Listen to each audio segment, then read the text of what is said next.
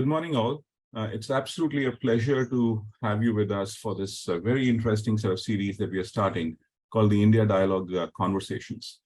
This is a program which is jointly hosted by the US-Asia Technology Management Center at Stanford and the Institute for Competitiveness. So this is the first in the series, and we have a very special guest today, that is Dr. Anantha Nageswaran. In fact, here is one person who possibly needs no introduction. He is the Chief Economic Advisor to the Government of India. He's been in this position for the last over a year. And of course, he's the person who's responsible for the economic survey that actually happens within the country, amongst many, many things. But if you really want to understand what India is, how India is doing, what are the challenges India faces, he's the person who does it. But otherwise, he's been an academic over a period of time, and one of the most successful academics that you would see. He has been on Krea University, he's been in Singapore, and many other things amongst that. But a very, very prolific columnist as well. I love reading his articles, so I would really request you to actually just see some of his pieces that he actually does. And of course, we have Richard with us. Richard, again, somebody who's effectively, he started as a linguist or whatever and ended up becoming an innovation professor and an expert on Asia. His PhD is in languages or something of that sort. But Richard is a very, very dear friend with whom I've been co-teaching, I think, for the last 3 or 4 years. We actually do a course on rebalancing economic systems, and now we are moving forward for other set of adventures as well. But before we start, Richard, if you could just do a quick introduction on behalf of the center, and we'll just quickly dive into the conversation thereafter. Certainly. Thank you very much, Amit. So the US-Asia Technology Management Center at Stanford really does look at innovation, especially the impact of new technologies on industry structure and dynamics, value chains. We also look at innovation processes, especially open innovation relationships between big companies and startups. And we look at urban or regional innovation systems, how government and industry and other sources of new ideas like universities interact for the purpose of innovation. So we're extremely happy to be able to cooperate with the Institute for Competitiveness in India in this India Dialog Conversations, which really follows up on a major summit that we held at Stanford in February, and we plan to do again next year. But this will now be an ongoing area of our focus, and we look forward to doing these online webinars regularly, about once a month. And we also look forward to posting working papers and other kinds of resources for the community that is interested in present-day India, its social progress, its innovation system, and other kinds of up-to-date information and knowledge about the country and what it means for the rest of the world, especially the US. So thanks very much for letting me say a few words. Amit, I'll turn the program back over to you. I'm looking forward to this. Thanks, everybody. Thanks, Richard. In fact, Richard did not share that we are also trying to write a book together on rebalancing economic systems, which we have started to work. I think it's a 12-month project, but should be out at least within the next 12 to 18 months. And that's a promise that we have made to ourselves. But without further ado, I'll just dive into the conversation. Anand, thanks once again for joining us today. We really wanted to understand India from you. But before we delve deeper into understanding India, I just wanted to understand from your point of view as to what are the kind of global changes or what are the global winds of change that you are actually seeing around you, which would actually have an impact on how India is performing or how the world economy is performing.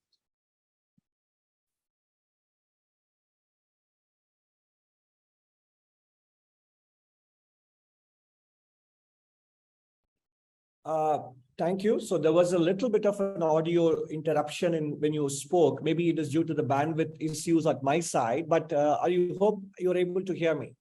Absolutely, Anand. Thank you, Amit, and thank you, Richard, for those kind words of introduction. And in fact, when Amit was speaking about me, I had to pinch myself to make sure that he was speaking about me rather than somebody else. But so kind of you, Amit. Where we are at the moment is, I think it is a world which has got too many questions and too few answers at the moment. We had an unprecedented situation over the last 15 years when monetary policy was too loose for too long. And then it was, by the time it was reversed, then the pandemic set in and the policy had to be once again recalibrated to go back to an extremely accommodative stance in the developed world. Fiscal policy also pitched in to deal with the pandemic shock and support incomes, etc. So now and suddenly, once they unleashed inflation, then we had unprecedented synchronized tightening in 2022, followed by and also accompanied by the conflict in Europe between Russia and Ukraine, etc. So I think where we are is a very fragile situation. Many developing countries are facing debt vulnerabilities and are also trying to recover the magic and the formula for restoring economic growth, without which sustaining debts that they are carrying will become more and more impossible. And there is a talk of supply chain security rather than supply chain efficiencies in the world.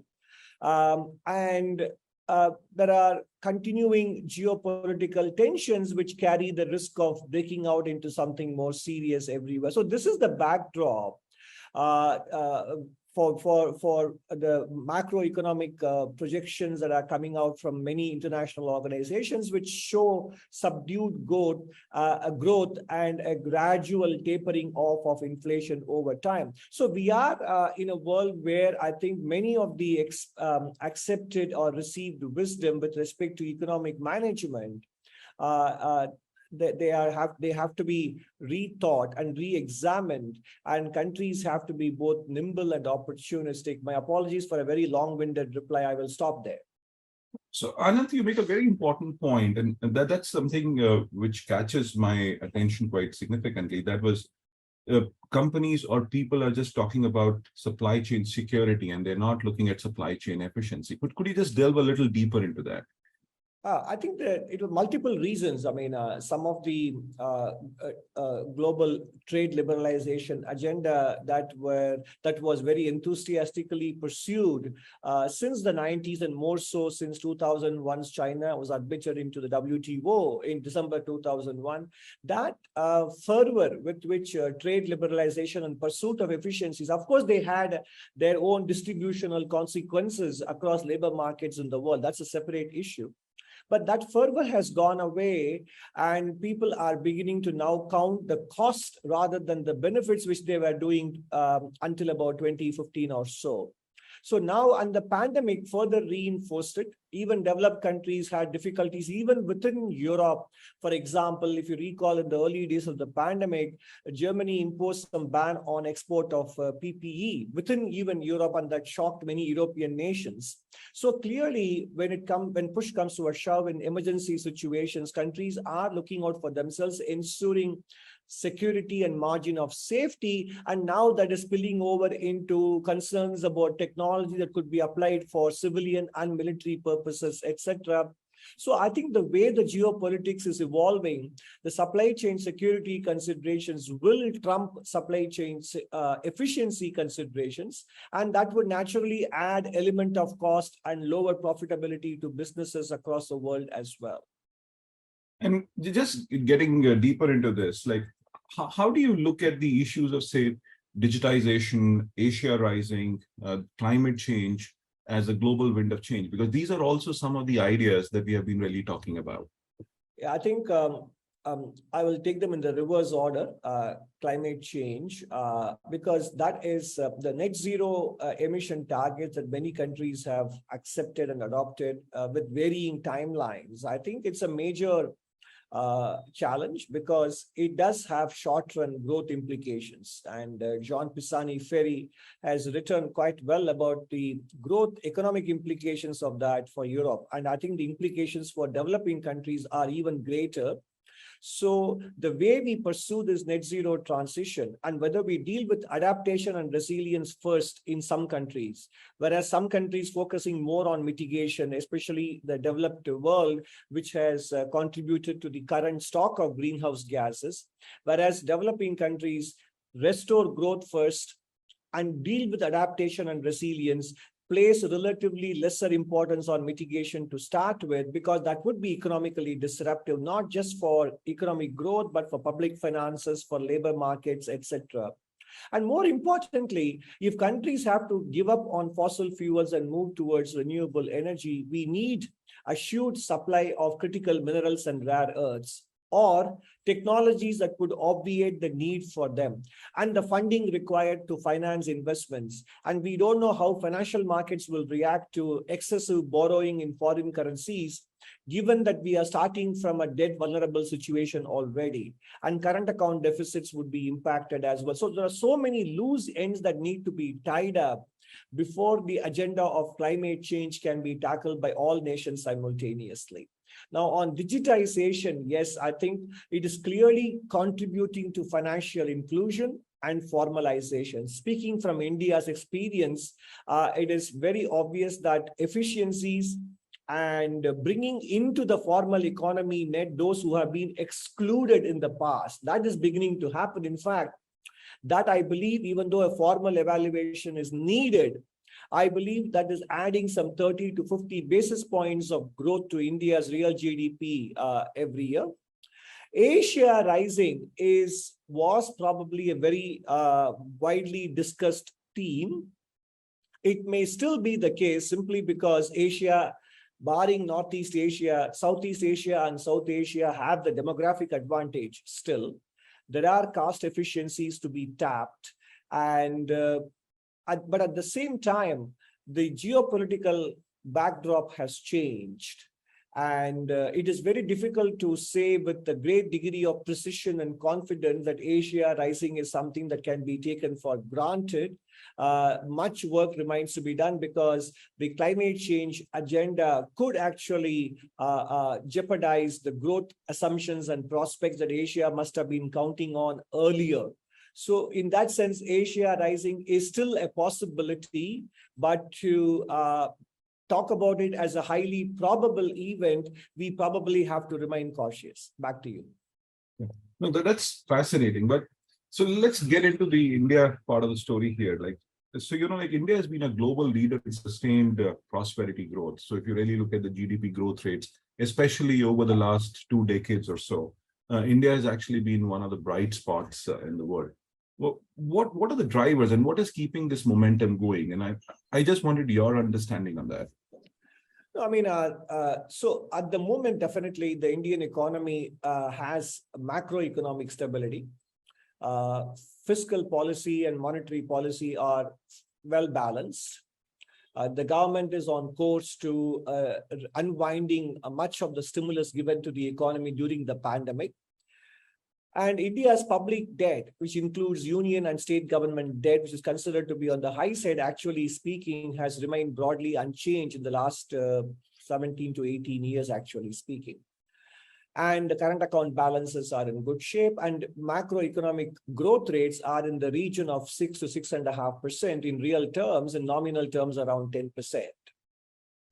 And more importantly, I think India has a financial system that is now in robust health, because India went through its share of stresses and challenges last decade.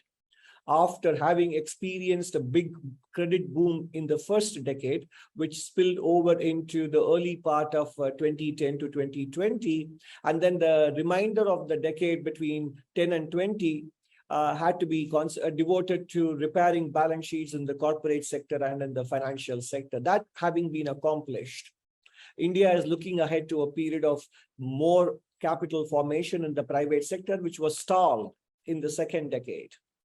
and credit growth. And then we spoke about the digital infrastructure and the transformation that is bringing in hitherto excluded segments, women and micro and small businesses, into the economic mainstream.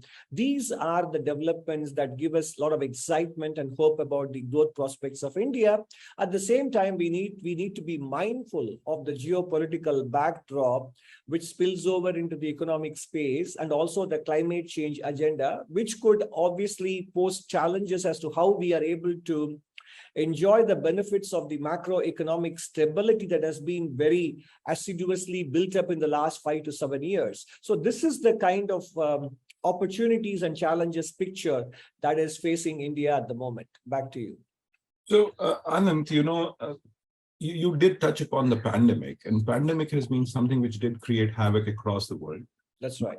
India did something very significant at that point in time, and I think India did come out to be fairly resilient and really come out with flying colors, if I might actually want to say it that way, because I think, of course, there was something like you hit a wall to begin with, and then suddenly we've actually had that sustained growth. So what was the driver here? Like, what were the principles that were being followed, like at that point in time within the government, to really make sure things don't really go as bad as they could?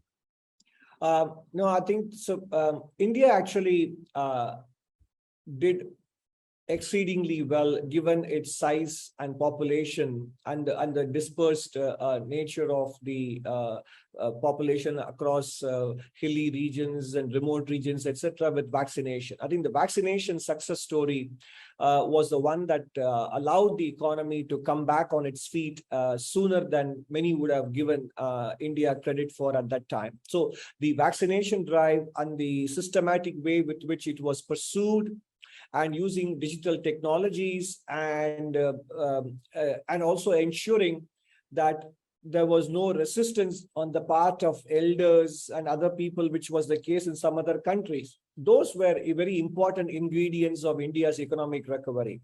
The successful vaccination drive, combining technology, behavioral nudges, and broad outreach. And second, India also learned from its mistakes with respect to the lockdowns, etc., which were more assiduously pursued in many places. India relaxed those lockdown considerations and targeted them rather than making them omnibus. And the third element of the recovery is that the fiscal and monetary stimulus, which is now causing a lot of problems for many countries because they're struggling to unwind them. Fiscal and monetary policy stimulus was done in a very calibrated and targeted manner. It was not open-ended and too generous. Fourth, the pandemic was also used as an opportunity to push through with the digital infrastructure and also many other strategic reforms which were pending. And I think, for example, privatization of Air India happened during the period. Government enunciated a policy on withdrawing from non-strategic sectors in the economy, etc. And the support to micro, small, and medium enterprises was an important cornerstone of the economic recovery process. And that is now the micro, small, and medium MSME space is looking to be in far better health than we all feared 3 years ago. So these were the broad elements of India's response to the pandemic, which allowed the economy to recover swiftly after the contraction in 2020, 2021. Back to you.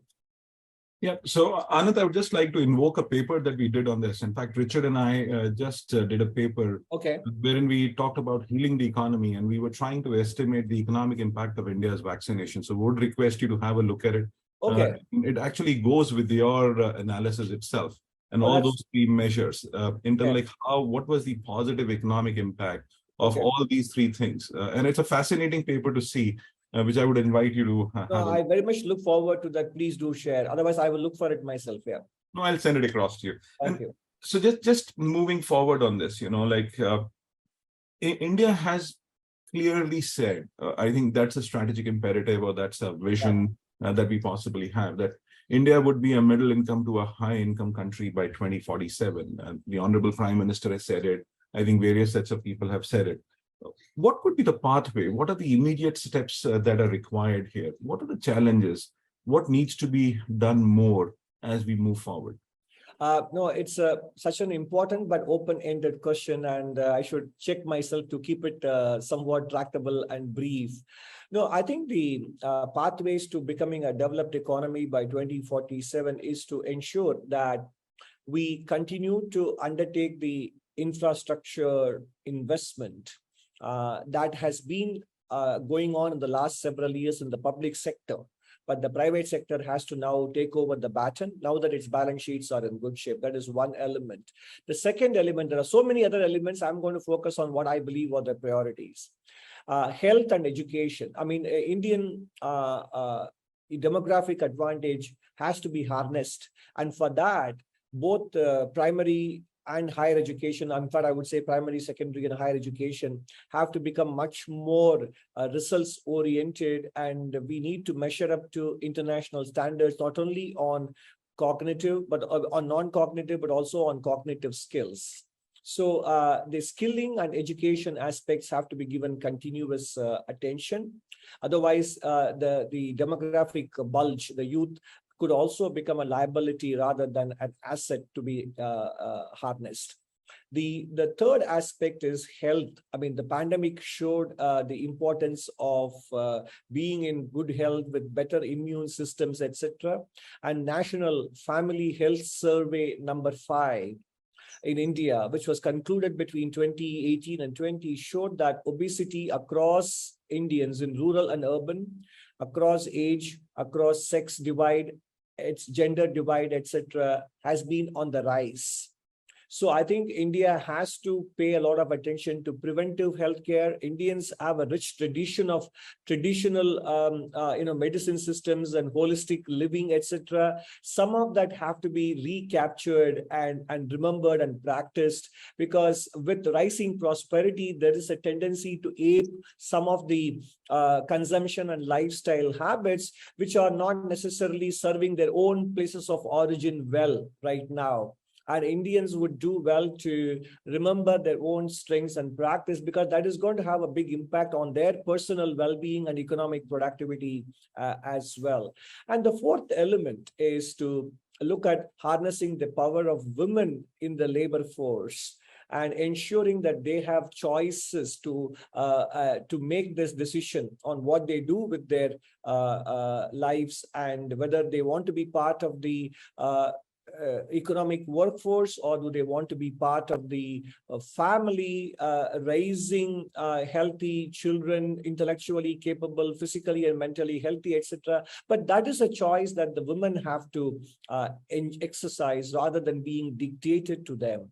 And I'll conclude with the last element, which is that energy security. We spoke about it earlier in the context of climate change. India still imports 80% roughly of its energy needs.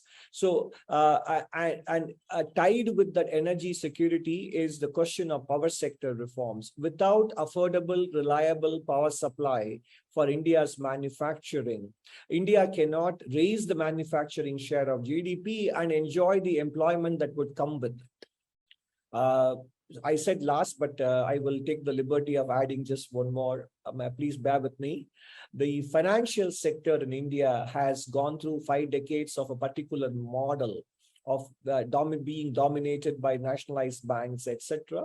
But the sector has to grow in size to be able to intermediate the amount of savings that India would need to invest, both for normal infrastructure needs and for specific climate-related infrastructure needs. So these are the elements, 5 to 6 elements of the strategy of becoming a developed country by 2047. Back to you. Yes, and just a side or a deeper question under one of the aspects that you said, especially education. Yeah. So the pandemic has been something which has been very, very difficult for at least the primary education or foundational learning and numeracy. We have seen that there are some challenges with the learning outcomes, and you have also alluded to the fact that if you don't get it right, the demographic dividend that we are talking about could be a challenge.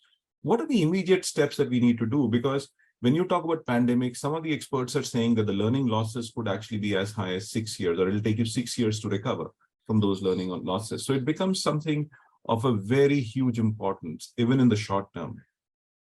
So the immediate steps have been taken in terms of expanding the outreach through digital modes, etc., and trying to make up for the lost years of schooling. And I think that those efforts should continue. And I believe some states like Tamil Nadu, etc., have adopted many different nudge strategies to bring children back to school and also to catch up with numeracy and other reading skills which would have been lost. But more importantly, the social networking skills and the other elements are equally important. So there is no magic wand here. We just need to go back, use this as an opportunity to rethink some of the pedagogical methods and other skills that we were earlier not imparting, but use this as an opportunity to take a relook at the kind of skill sets that we have been inculcating in our children, because some of them may not be necessary for 21st century, or some of them may have to be supplemented by other skills. But more with respect to higher education as well. Given the inroads that artificial intelligence and machine learning are making into our lives, the higher education curriculum and the pedagogical methods have to be re-examined. The new education policy, which was unveiled, is extremely promising. But given that education is a state subject in it, it's a concurrent list. It's both union government responsibility and state government responsibility. Therefore, there has to be an action that is concerted, coordinated, such that I think the higher education can become more competitive, because we need to bring in fresh thinking and fresh technology and fresh methods coming from the successful models adopted elsewhere in the world. At the same time, implement the elements of new education policy, which will support India. So these are the areas through which we can actually make up the lost years and at the same time emerge stronger from the pandemic impact. And Anand, like there are some of the other challenges that we see within the country. In fact, you alluded to one of them, that is labor force participation. Like how do we really get women into the workforce? In addition to this, like one of the challenges as I see is like there is a lot of conversation on inequality. There is a lot of conversation on the job challenge and how do we create jobs? Like what more needs to be done here? Because there is always this dynamic that keeps on happening, or the conversations or the pushback. So Amit, again, that's a very important question, which is probably requires a lengthier answer. It's a challenge to keep it brief. I think on the jobs front, much of the anguish comes from the fact that the investment rates in India declined in the second decade. In the first decade, there was a massive investment boom, which especially in construction areas, which attracted a lot of employment, created a lot of employment. So we need to and that is one of the reasons why the government has launched the production-linked incentive scheme. And that is supposed to help create both direct and indirect jobs in the manufacturing and allied sectors. The other thing is to focus on easy, low-hanging fruits in job creation, which are basically construction and textile sectors. And construction sector is coming back because we also had a real estate down cycle in the second decade, and that is coming back. So part of the problem will get addressed as private sector steps up its capital formation and real estate sector continues its recovery, then job creation will begin to happen. But the other elements are what we discussed about making education purposeful and imparting skills and vocational training, those are very critical elements. With respect to women labor force participation, I think some of the legal and regulatory changes are beginning to happen. Tamil Nadu and Karnataka have liberalized the shifts, the number of have allowed 12-hour shifts, etc.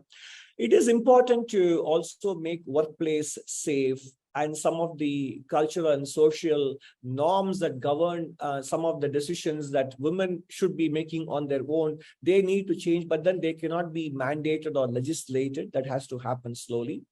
So the important thing for job creation is basically, to sum up, job creation and labor force participation is investments in the right areas, those sectors which have high employment elasticity, continuously chipping away and dismantling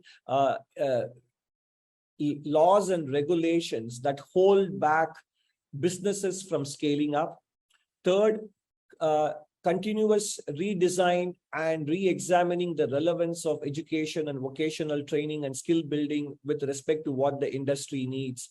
And the fourth thing is to also making sure that social norms and cultural practices do not impede the choice with respect to decision making. And last but not the least, we need to make sure that our statistical systems measure what we want to measure. Because labor force participation rate in India isn't as low as is being made out, and some of it could be statistical quirks. So, but that's a separate discussion. Back to you. Yeah, Richard, would you like to pitch in at this point in time if you have a question, or I have loads to talk about. I can go through this over a period of a day itself. Richard, you're on mute. I thought I'd unmuted myself. Sorry. No, I'm really enjoying learning the elements of what you said early on is the secret sauce for restoring economic growth without incurring too much debt. Are you concerned about the level of debt in India? You say it's stable over 17 years, but how do you see that going forward for the next year or two? I'm not terribly concerned because it is a growing country with a realistic prospect of achieving 10% nominal GDP growth. And I have dealt with it in the economic survey that was presented about 2-3 months ago on January 31st in the parliament. The debt has somewhat grown rapidly in the last 3 years because the denominator, nominal GDP, was volatile and contracted in 2020-21. And there was excess spending related to the pandemic and national security aspects, etc. So as long as nominal GDP growth stays well above the cost of servicing the debt, deficits will come down and debt ratios will come down. Of course, we do need to bring it down because not only the debt, but the fact that India's public sector or the government sector interest payments as a percentage of revenue receipts of the government is a fairly high number. It's somewhere in the 30. So 30 cents on a dollar, or roughly thereabouts, is going towards interest payments. Naturally, that crimps the space for welfare spending and investments, etc. So to that extent, Indian government has launched the asset monetization program. State governments are also embracing it. So the more we use, the more we actually monetize government assets, land, buildings, unused production plants and equipment, etc. Not only will we achieve economic efficiency, but the monies realized through that will have to be used to pay down liabilities, the debt. That will bring down the interest burden. That is the way to go forward. So I'm not very concerned about it because economic growth being what it is, it will bring it down. But we do need to pay attention to that. Indian private sector and household debt do have room to expand. But for them to expand, public sector debt has to come down so that the overall debt ratio doesn't become unsustainable as it has in several countries, both developed and developing.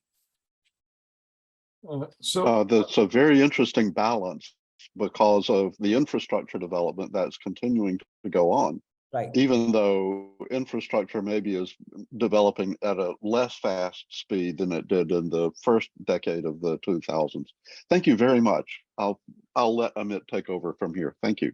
So just moving deeper into this, Anand, India has actually had a very clear two-pronged strategy, as I understand it. Like one is, of course, ease of doing business, and the other one is quality of life or ease of living. Do you think there is a contradiction here? I don't think there is a contradiction. These are two things which become exceedingly important to go hand in hand. But the thing is that you've actually looked at something called as the bare necessities within your economic survey as well. And India seems to have done very well on the bare necessities. But what about the next steps that need to be taken? I'm not sure about the contradiction part. In fact, they complement each other, both ease of doing business and ease of living.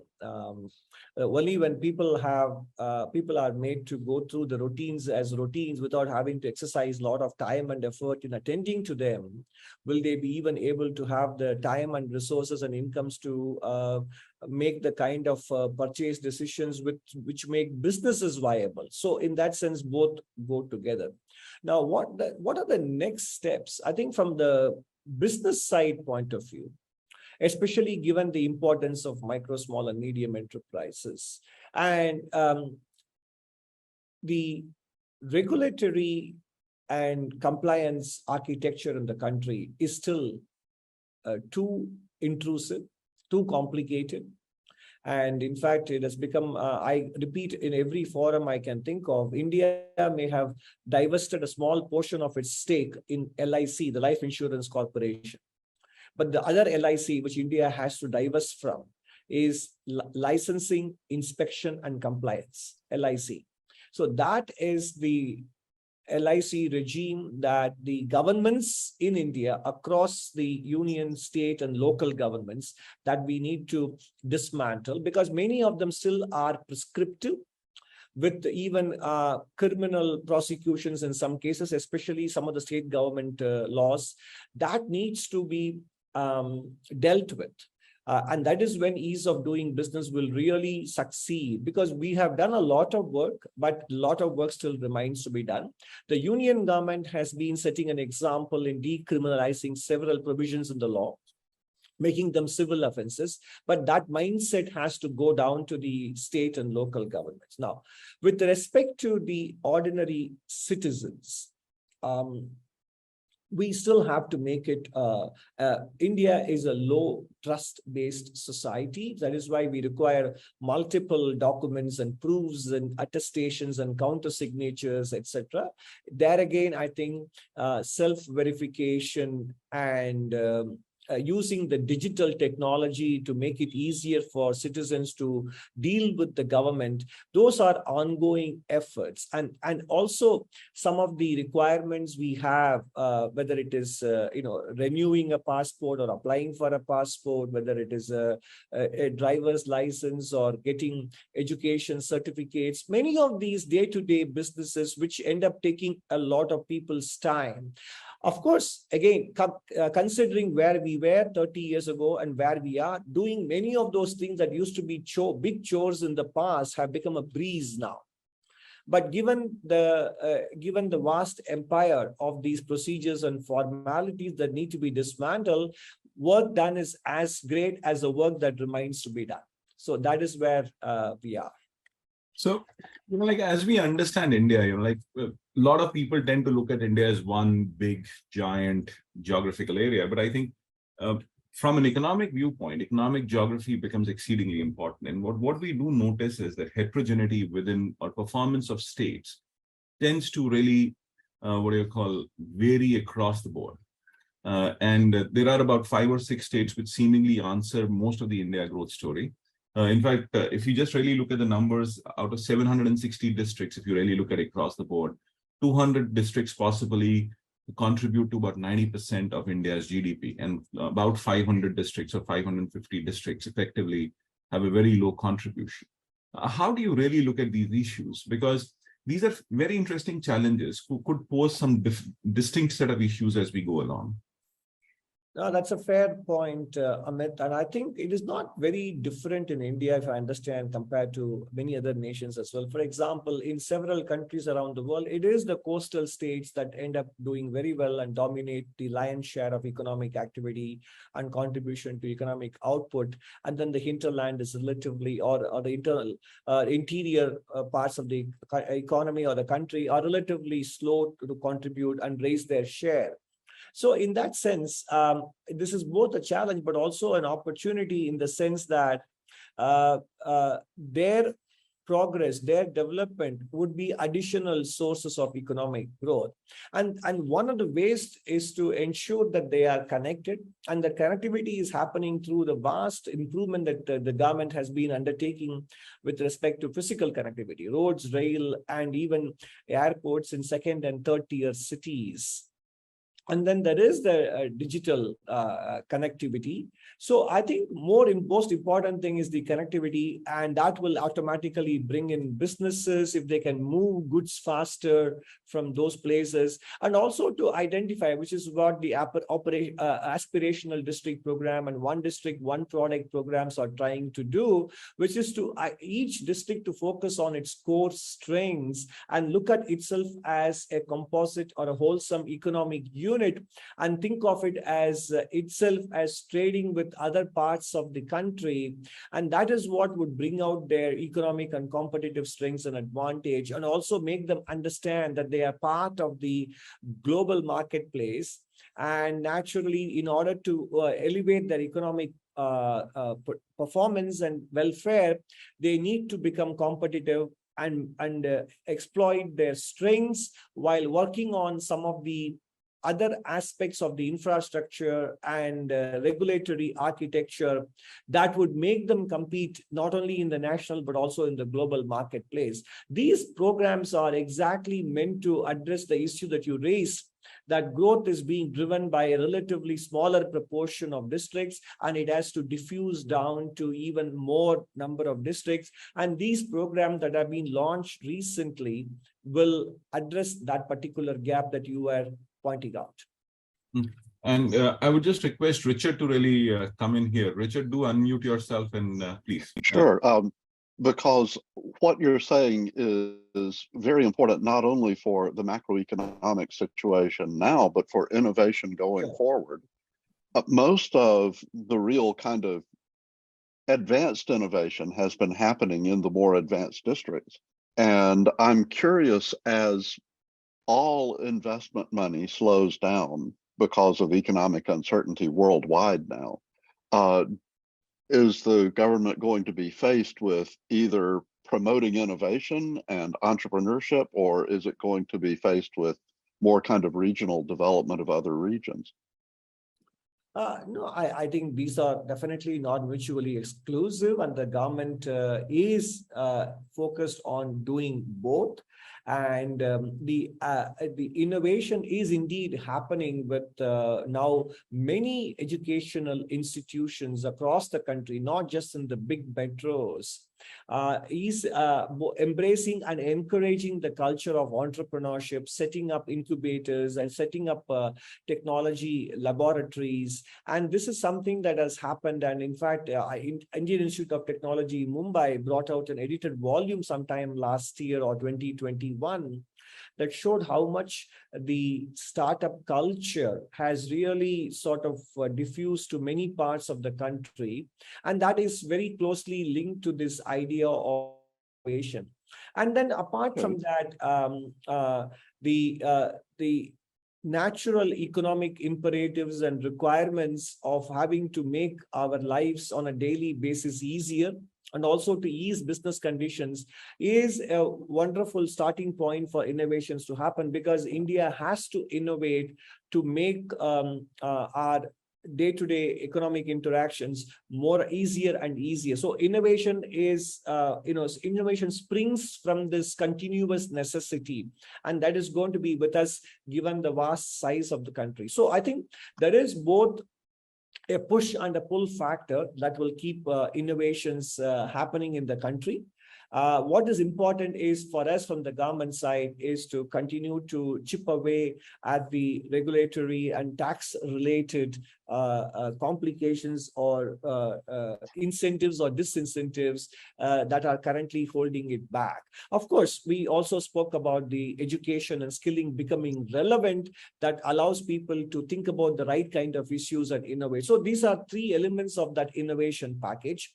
But continuing to invest in infrastructure, physical and digital, is something that should happen in parallel, and it is happening. So I don't see them as mutually exclusive, but mutually reinforcing. Okay, thank you. That's an incredibly impressive answer. It reflects a very big picture view, and thank you for that. You're welcome. Right. And so just a few more questions to go. We are just running out of time now, and we have 10 minutes. But like Anand, there's a very important question that actually we need to grapple with. Indian government is very complex. And Indian government is a very complex machinery, like about 70 departments and ministries and whatever. Do you think it creates an implementation challenge? Because there are so many great ideas, as I see, within the Indian governmental system, but there seems to be, sorry for saying it, but some level of implementation deficit that can possibly happen or is seen at points in time. How do you really look at this as a challenge or surmounting it over a period of time? No, the answer is that you are right and you are probably not right either, in the sense that, yes, there is a certain set of issues that need to be overcome. But then if you look at the some statistics, India was a 250 or $280 billion economy in 1993. And today, as of March 2023, it is close to being a $3.4 trillion economy. And that is roughly 11 to 12 times increase in size in a space of 3 decades, translating into a 9% annual compounded growth rate in dollar terms, despite the Indian rupee having weakened in this period against the US dollar. So obviously, if the country was short on implementation, this kind of progress, without the kind of leverage and debt accumulation that other countries have gone through, India wouldn't have been able to achieve. So whether it is in space research or space technology, whether it is in creating infrastructure or conducting elections, etc. And also we spoke about the vaccination drive that many advanced countries struggled with, and India was able to pull it off. And more recently, in the last several years, the massive ramp up in capital expenditure by the union government and being able to actually undertake those investments in road and rail and other areas. So there is clearly much that is going well with respect to implementation. But you are right about the fact that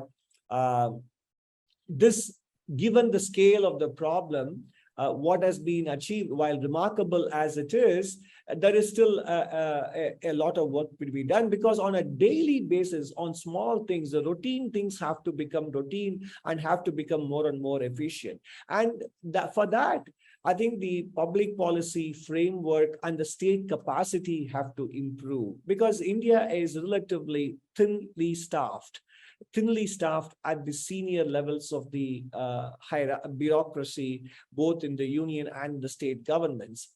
And also the capacity at the local government level also has to be addressed. That is one thing which we didn't discuss in this conversation.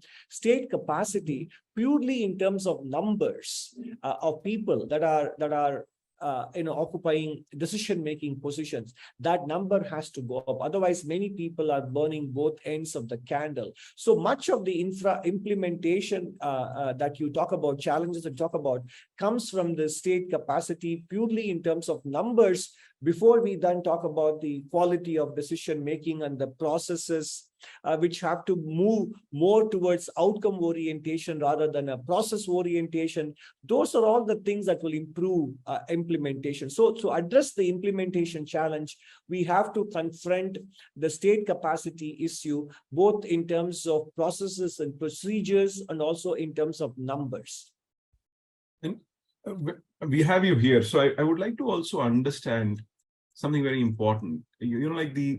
India is like fairly large set of industries or whatever, but what do you think are going to be the core sectors or specific sectors which could possibly drive what we are actually doing? And because I'm asking this, like, what could be that value proposition and that we would stand for in the next 15, 20 years?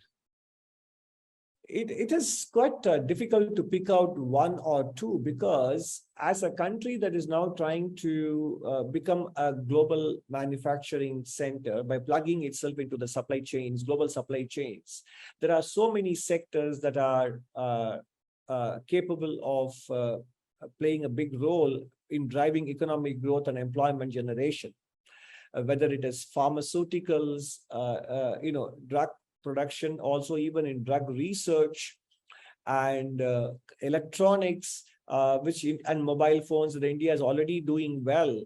And also, given India's own requirements with respect to renewable energy, some of the renewable energy components and the critical equipments that are needed for that, these would become important growth areas. I am not selecting automobiles, even though it has been a big success story of India, but we do not know the future of internal combustion engines, fossil fuel based ones. So I will pick out And on the services side, I would definitely pick out tourism and education as important growth drivers, because India has the potential to become the global education hub, which we have barely, and on which we have barely scratched the surface. So I would probably pick out these as important ones, but then I would like to emphasize that there is room for growth in many different sectors, given that we are still a low-income country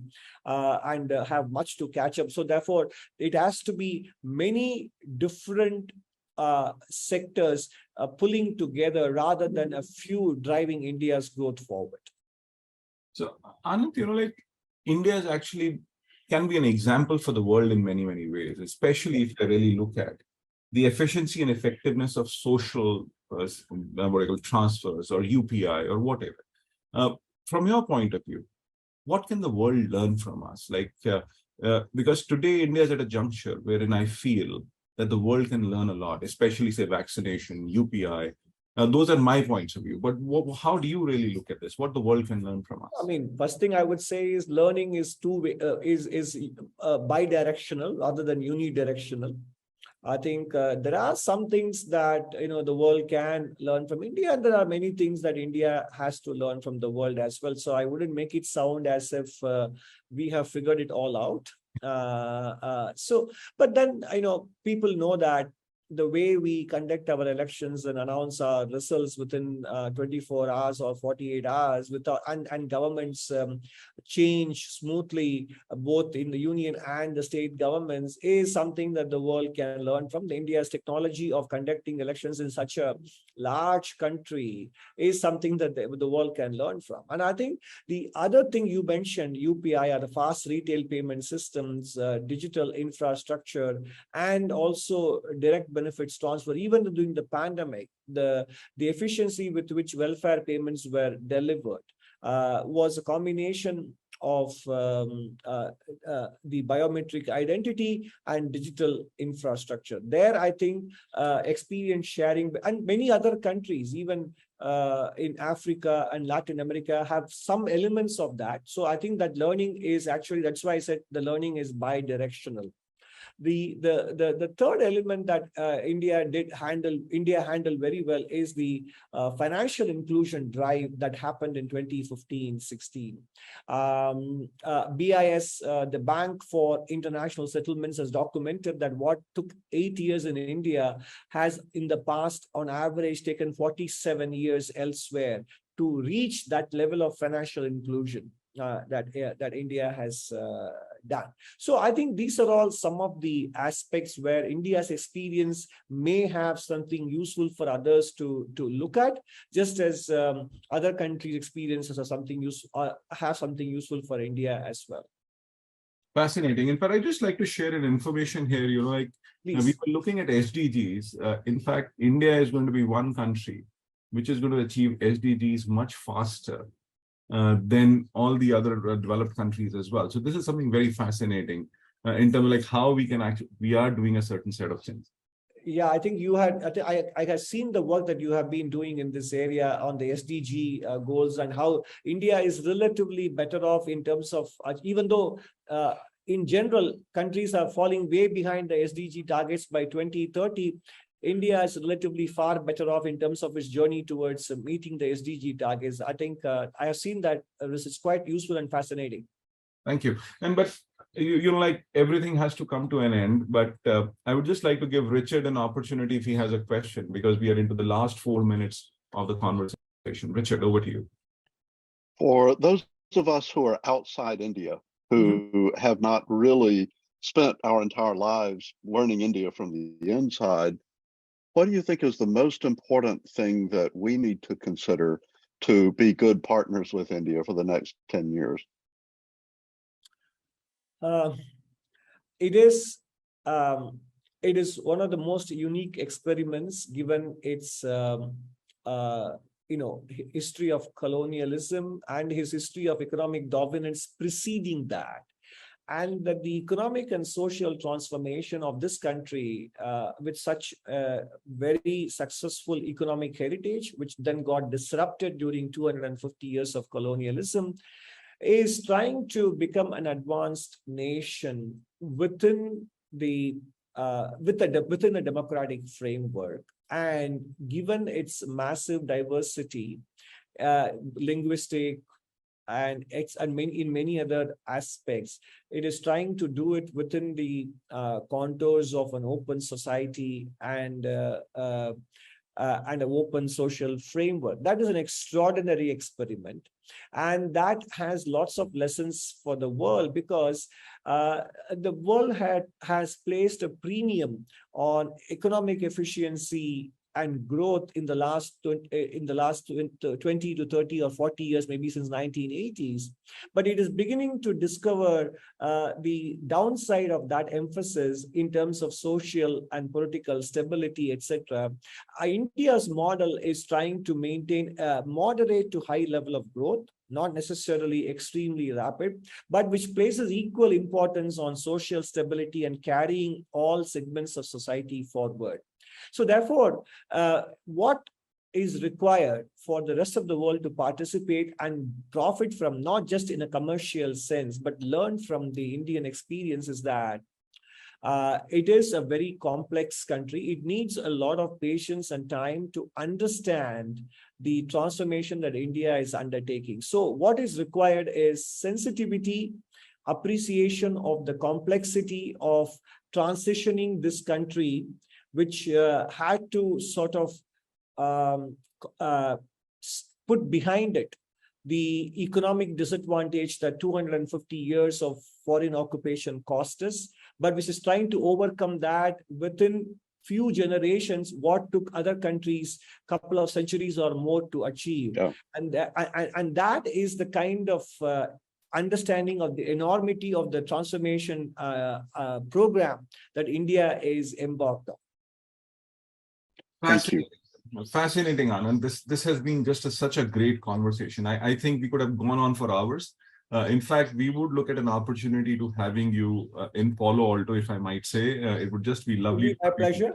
Yeah. And I think as we move forward, I look forward to continuing these conversations and learning from you. But for others, I would just like to say that we have the next conversation on May 25, and we are going to have Jayant Sinha who would be joining. And I'm sure Anand knows Jayant very, very well. Jayant was the Minister of State for Finance for the Government of India, Member of Parliament. But Anand, I think this has just been very, very interesting. Thanks a lot for joining us today. It's been a pleasure. Thank you for the opportunity. My pleasure it was. Thank you. Thank you.